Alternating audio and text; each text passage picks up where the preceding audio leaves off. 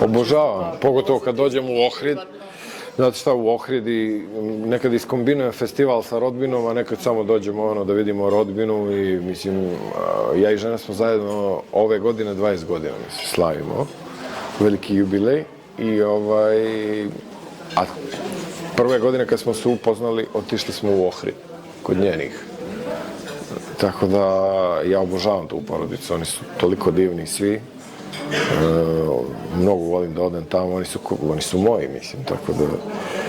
Drugo, moj brat je oženio Makedonku, koja je obojskinja odavde iz Skoplja.